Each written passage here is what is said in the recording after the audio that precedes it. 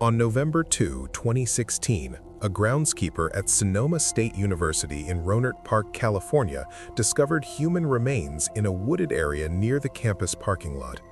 The body was found partially buried in a shallow grave. An autopsy determined the victim had been stabbed multiple times.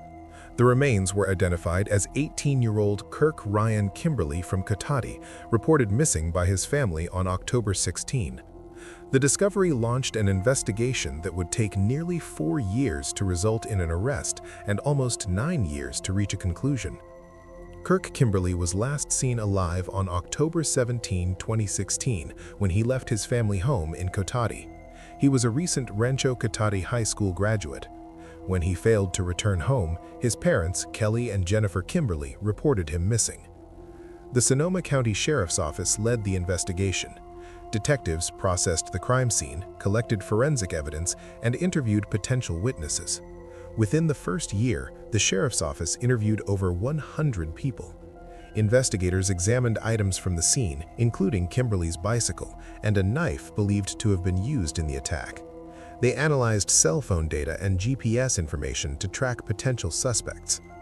The case drew significant public attention in the Sonoma County community, particularly because the victim was young and the crime occurred on university property. Despite extensive investigation, no arrests were immediately made, and frustration grew among Kimberly's family and the community as months passed without resolution. In September 2018, forensic investigator Johnny Kearns published a book titled Inherit the Whole Earth: Who Killed Kirk Kimberly? Kearns specializes in homicide cases and conducted an independent investigation, interviewing more than 50 people and evaluating electronic evidence, GPS data, and social media profiles. In his book, he named Daniel Carrillo as the prime suspect, using cell phone GPS data and information from sources close to the case. Kearns also suggested that Carrillo may not have acted alone, noting that burying the body would have been difficult for a teenager to accomplish undetected. Since publishing the book, Kearns kept pressure on investigators and the public to provide closure for the Kimberly family. According to information that emerged, Carrillo and Kimberly had been friends before their relationship deteriorated, and photos of them skateboarding together were published. Investigators believed that drugs played a role in the motive for the murder. Daniel Carrillo had been in custody since September 2017 on unrelated charges. On February 18, 2020, detectives secured an arrest warrant. On February 28, 2020, Carrillo was transferred from a youth prison in Stockton to Sonoma County Jail and arrested on a no-bail warrant for homicide. He was 20 years old and had been 16 at the time of the murder. Lead detective Sergeant Jason Fowler stated that investigators spent hundreds of hours on the case. Cell phone data was crucial in placing Carrillo at the scene at the same time as the victim. On March 4, 2020, Carrillo appeared in court and was officially charged with first-degree murder. The case faced significant legal delays. California had enacted a new law raising standards for prosecuting juveniles as adults. In 2022, a judge ruled that Carrillo's case would remain in adult court. He pleaded not guilty to all charges. The first trial began in June 2024, nearly 8 years after Kimberly's death. Prosecutors argued that Carrillo lured Kimberly to a secluded spot under the pretense of selling him marijuana, then stabbed him at least 6 times, buried his body, and fled on Kimberly's mountain bike. Key evidence included a Snapchat message believed to have been sent by Carrillo saying, "I came home, you still not here." Prosecutors also presented journal writings they argued hinted at violent intent. Defense attorney Gabriel Quinnen countered that these writings were song lyrics and artistic expression. A knife found a year after the murder contained DNA from both Kimberly and Carrillo. A key witness, Dorian Kuhn, testified that Carrillo admitted to the killing while they were incarcerated together as juveniles. The first trial ended in a mistrial on June 21, 2024, due to an error in DNA evidence from the Serological Research Institute, a Richmond laboratory found to have flawed analysis affecting hundreds of cases statewide. Jennifer Kimberly expressed frustration with the delays, telling reporters she could write a book about all the postponements and setbacks. A retrial began in December 2024 with a different jury consisting of 8 women and 7 men, including alternates. Defense attorney Quinnen argued the evidence was circumstantial and did not definitively link Carrillo to the killing. He suggested prosecutors had tunnel vision and overlooked other potential suspects, arguing that witnesses had lied and that the DNA evidence created reasonable doubt. The trial was briefly delayed when a juror was struck by a vehicle outside the courthouse. The jury began deliberating Friday afternoon and continued through Monday and most of Tuesday. On February 11, 2025, the jury returned with their verdict. They convicted Daniel Carrillo, now 25 years old, of first-degree murder in the death of Kirk Kimberly. The jury consisted of 6 men and 6 women. As the verdict was read before Judge Vernon Nakahara in Sonoma County Superior Court, Kelly Kimberly and Jennifer Kimberly sat surrounded by friends and family. Kelly Kimberly held his wife's hands and shut his eyes as the decision was announced. Afterward, he said his mind had been on his wife and the toll the case had taken on their lives. He stated that they had had their whole life on hold for 8 years and that the murder had literally caused him to have open heart surgery. On June 5, 2025, Daniel Carrillo appeared for sentencing before Judge Urioste. Defense attorney Quinnen had filed a motion for a new trial, citing flawed evidence and questionable testimony, including allegations by the former cellmate and concerns over the DNA laboratory. Judge Urioste rejected the request and allowed sentencing to proceed. During the sentencing hearing, Carrillo's supporters submitted letters describing his efforts to pursue an education while in custody. Quinnen argued that Carrillo's turbulent childhood, marked by bullying, abuse, discrimination, and the deaths of 2 young cousins, called for a rehabilitative approach. Kimberly's family rejected this argument. Jennifer Kimberly told the court that Carrillo did not deserve a second chance at freedom because Kirk did not have that choice.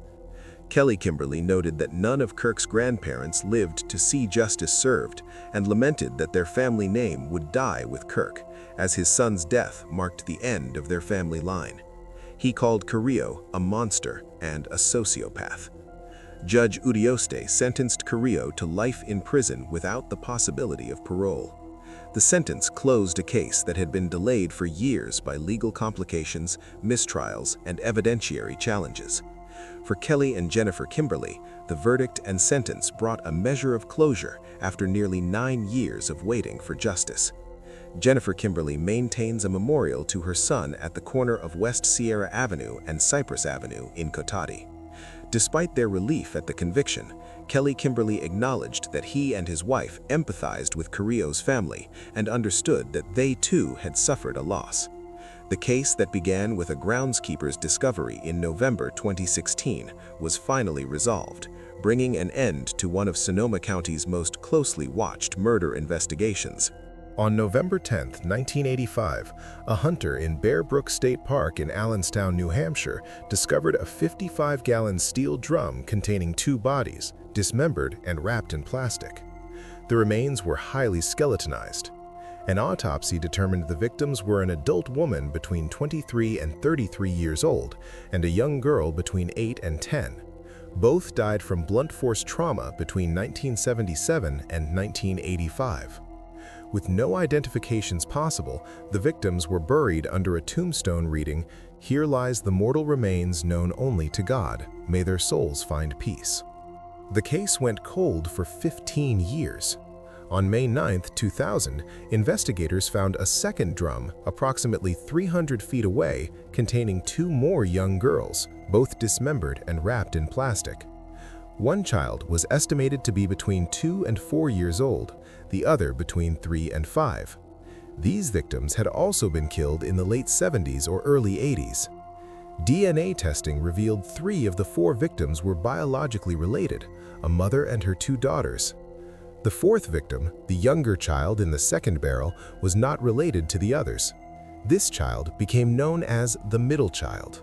Investigators connected the murders to a man who had used multiple aliases. In the late 70s, he lived in New Hampshire as Bob Evans and worked at Wambeck Mills in Manchester. The property owner where the barrels were found had employed Evans. The breakthrough came through a case involving a girl called Lisa. In 1986, Lisa was abandoned at a California trailer park by a man calling himself Curtis Kimball. In 2003, Kimball was convicted of murdering his wife, Yoon Soon-jun, and died in prison in 2010. In 2016, investigators discovered Lisa was the daughter of Denise Bodin, who disappeared from Manchester, New Hampshire in 1981 while with a man named Bob Evans. This Bob Evans was the same person who later used the name Curtis Kimball. DNA testing on Bear Brook victims revealed that Bob Evans was the biological father of the middle child. In June 2017, police released a video interview hoping to learn his true identity. Genetic genealogist Barbara Ray Venter used genetic genealogy to narrow down his identity. In August 2017, through Y-DNA testing from one of his children, Bob Evans was confirmed to be Terry Peter Rasmussen. Born in 1943 in Denver, Colorado, Rasmussen married in 1968 and had 4 children. He used numerous aliases, including Curtis Kimball, Larry Vanner, and Bob Evans. He died in California prison in 2010 while serving a sentence for murdering Yoon Soon-jun, never charged with the Bear Brook murders because his connection was not discovered until 2017. In 2018, New Hampshire Public Radio released a podcast called Bear Brook that reignited public interest. Connecticut librarian Becky Heath became obsessed with finding answers, spending hours searching internet forums where people look for relatives. Heath found posts from someone claiming to be the half-sister of Sarah McWaters. Others mentioned a family of 3 people not heard from since the late 70s. Heath matched birth dates to the estimated ages of 3 Bear Brook victims. A family member told Heath they remembered the woman had been with a man named Rasmussen when last seen. In June 2019, authorities identified 3 victims: Marlise Elizabeth Honeychurch and her daughters Marie Elizabeth Vaughn and Sarah Lynn McWaters. Last seen on Thanksgiving 1978 in California, Honeychurch left with Rasmussen and her daughters after a family argument. They were never seen again. The 4th victim, the middle child, who was Rasmussen's biological daughter, remained unidentified. Her hair was darker than the others, she had a slight overbite, and was estimated to have been between 2 and 4 years old when she died. Investigators confirmed she was Rasmussen's daughter, but could not identify her mother or determine her name. In early 2024, the New Hampshire State Police Cold Case Unit partnered with the DNA Doe Project to reinvestigate the unidentified child using advanced genetic genealogy. The DNA Doe Project is a non-profit organization that uses volunteer genetic genealogists to build extensive family trees and trace DNA matches. The organization had previously achieved significant successes, including the first public use of investigative genetic genealogy to solve cold case identifications with the identification of Buckskin Girl as Marcia King in April 2018. In Rea's case, the process took 18 months and required building genealogical connections back to ancestors born in the 1780s. The team compiled a family tree containing approximately 25,000 names to trace the child's lineage. The DNA Doe Project traced descendants of an 18th century couple to identify the child's mother.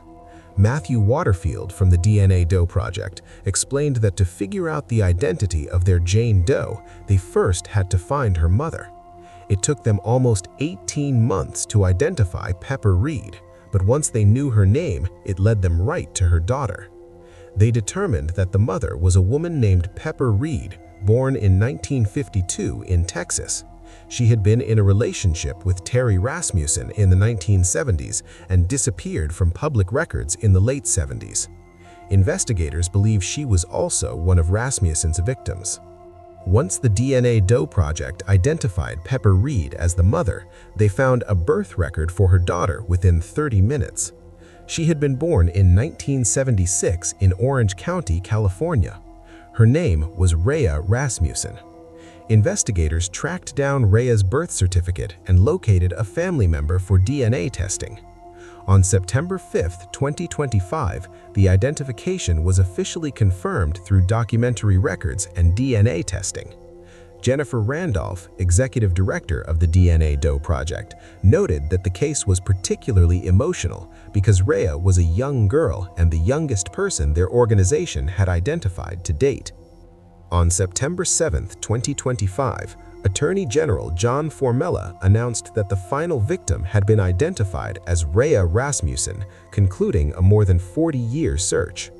Formella emphasized that the case had weighed on New Hampshire and the nation for decades. With Rea's identification, all 4 victims now had their names back. The development was the result of extraordinary perseverance by law enforcement, forensic experts, and the cold case unit. Senior Assistant Attorney General Benjamin Agati, who had worked on the case for 10 years, said that when he first began, they had no names, just 4 murder victims. Being able to give Rea her name back felt like a promise kept. He noted that Rea was just a child when she was murdered and deserved to be known. Detective Sergeant Christopher Elphick stated investigators never forgot Rea and never stopped looking, adding that naming her brought a sense of justice but also reminded them of unanswered questions. Pepper Reed's family said she was deeply loved and missed every single day. Though they did not meet Rea, she was cherished in their hearts. They thanked investigators for their determination, saying their relentless work had brought the family together. 2 of Rea's half-siblings released a statement requesting privacy as they navigated a deeply traumatic matter. Although all 4 victims have been identified, the investigation into Pepper Reed's disappearance remains active. Authorities continue seeking information about Denise Bodin, last seen with Rasmussen in November 1981, and Rasmussen's movements between 1974 and 1985, particularly in New Hampshire, California, Arizona, Texas, Oregon, and Virginia. The Bear Brook murders became one of the first major cold cases solved using forensic genetic genealogy, marking a turning point in how investigators approach unsolved crimes.